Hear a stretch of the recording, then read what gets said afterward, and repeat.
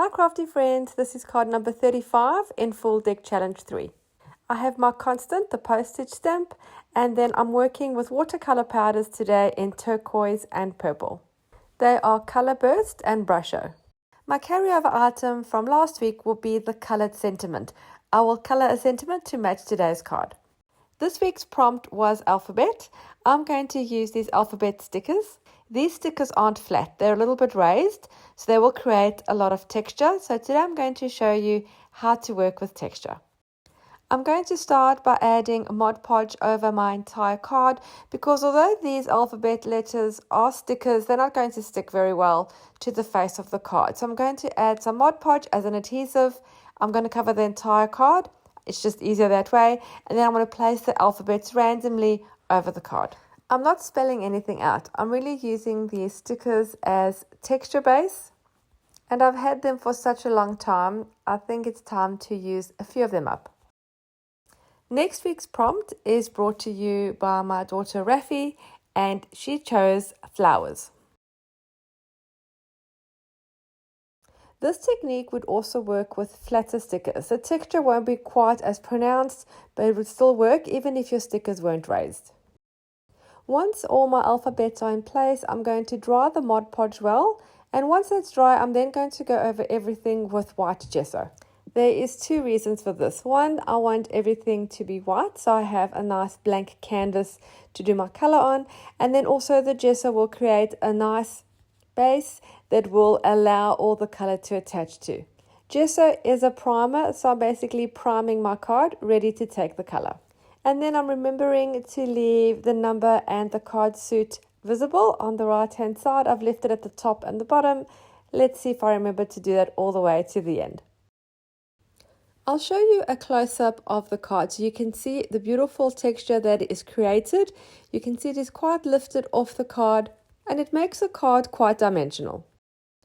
I'm now going to go in with my color. I'm going to use watercolor powders to start. This turquoise one brand is Color Burst by Ken Oliver. You really just sprinkle a little bit onto your work and then spray with water, and that activates the watercolor powder. And you can see how beautiful and vibrant it is. The round container watercolor powder is the brand Brusho. And once I've added the water, I just move the card around so that the color can move into the grooves and all around the card. I don't really control where it's going. I sort of just let it do its own thing. I'm adding some more to make it more vibrant. I do find that the Color Burst powders are a lot brighter than the Brusho. Perhaps it's just the colors I have chosen, but my first choice is Color Burst. Now you don't need to go out and buy watercolor powders for this. You can use any color medium you have. I'll show you can also use inks. I have these Distress inks. They're the Tim Holtz brand. I have a purple and a turquoise. I'm going to add a little bit of that, add some water, and then move it around. This will just add to the depth of the color. You could also use watercolor paints if you have them in a pan or in tubes, and also watered down acrylic paint. I'm now going to go in with some contrast, and don't be shocked, but I'm going to add some black. I know people are sometimes scared to add the color black to their work because it's quite bold and dark. They're sometimes afraid that they're going to mess it up. But I say give it a go. What's the worst that could happen? So I'm going in with black acrylic paint. I'm just adding a little bit on the edge, and then I'm spraying it with water and allowing it to do what I did with the colors, just move and flow around between the grooves of the stickers. I don't know if you noticed, but it elevated the colors on my card. And I'll put it on the left-hand side of the card to balance out with the black on the right, which is the print of the playing card where we've got the 9 of clubs, although they are rather faint.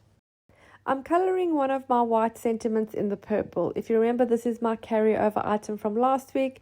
So I've just used an acrylic marker to go over it.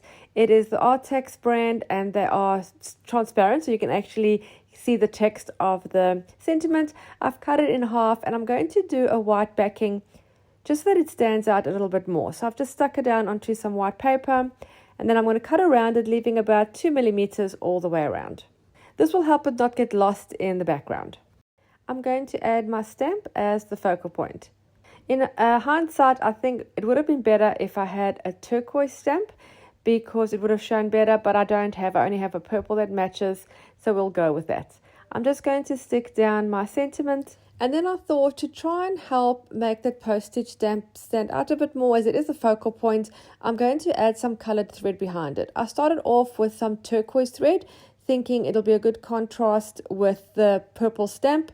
And then I also tried some white, thinking maybe I need to lighten everything. Eventually, I ended up using black because it just suited the card better and made the focal point stand out more. So it's totally okay to try multiple options until you find the one that suits your project. And to keep it in place, I'm just going to add one single staple. Going to edge the entire card with black, again using my watercolor pencil with the point dipped in water. I really hope you enjoyed this card 35 in my full deck challenge and were inspired to create some texture of your own. Thank you so much for taking the time to watch. Don't forget to subscribe to my channel and hit that little bell so you're notified every time I upload new content. You can join the full deck challenge at any time. In the description box below, there is a link to the first video of this series. It'll explain everything you need to know about this challenge. Thanks again for watching. Happy creating, and I'll see you again soon. Bye.